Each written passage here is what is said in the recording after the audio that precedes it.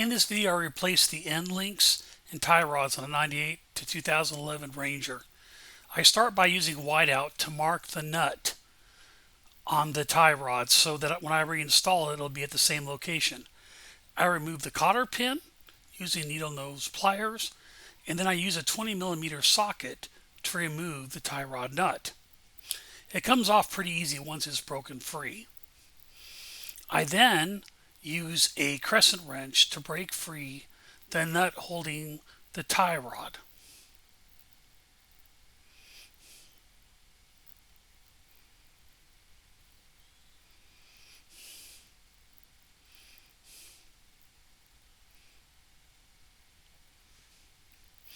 After that, I use a sledgehammer because I'm replacing the tie rods to remove the actual tie rod. I then remove the tie rod and install the new one. I make sure the new one is at the location of the whiteout marks I made before I started.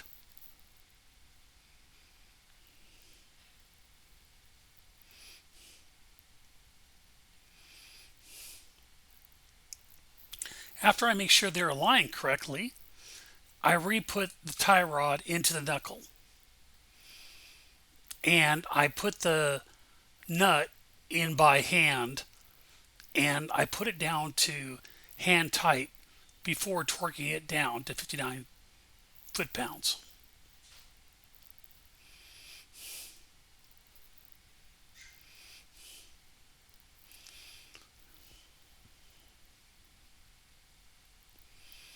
Before final torquing it, I decided to remove the end link nut because I noticed it was bent. So before I torqued down the tie rod, I wanted to make sure I could get the actual nut out for the end link. I've never seen this before, but it was completely bent. I went ahead after removing the nut on the end link and torqued to 59 foot-pounds the tie rod. I then reinstalled the cotter pin, wrapping the cotter pin around the nut to make sure it did not move or rattle.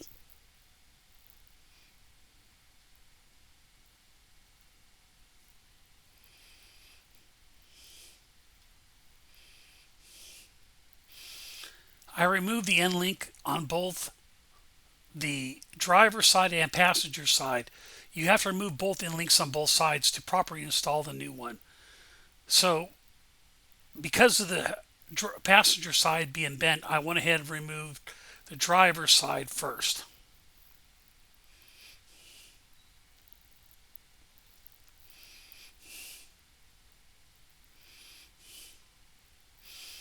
The passenger side had to be cut off with a death wheel to get the nut, to get the complete bolt out because it was bent that bad. I then installed the new end links on both sides and then tightened them by hand before torquing them down to 14 pounds.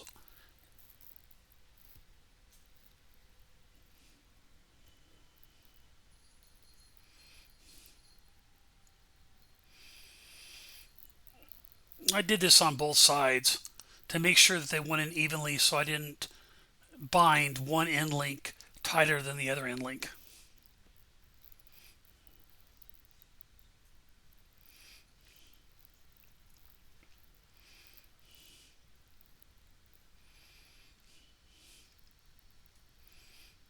I'll put the parts number for the end links I used in the description below.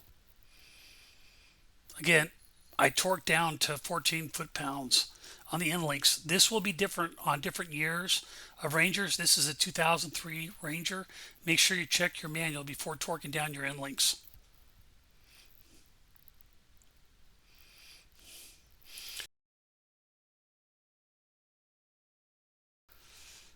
And remove the tie rod on the driver's side.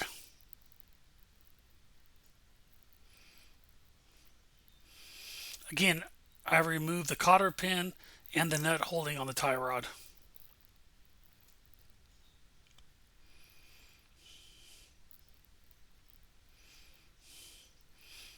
I use a 20mm socket.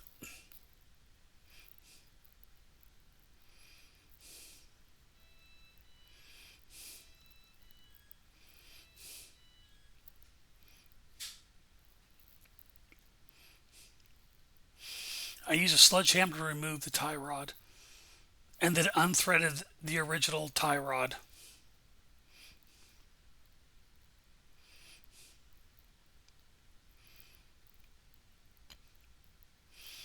I installed a new tie rod, again matching it with the whiteout on the nut to make sure it was installed in the same location.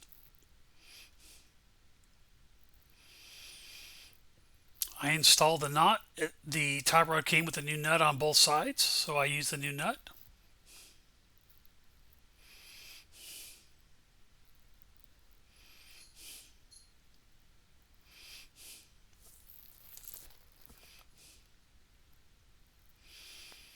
Again, I torqued down to 59 foot-pounds. I reinstalled or installed a new cotter pin, making sure to wrap it around the nut so it did not move or rattle.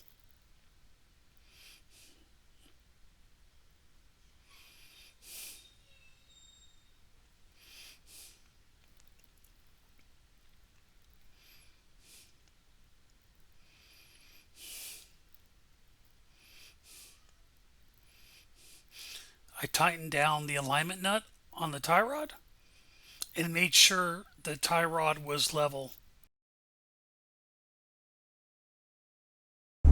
So if you like this video, go ahead and smash the like button below. If you want to see more videos like this in the future, go ahead and click the subscribe button and the bell if you want some notifications.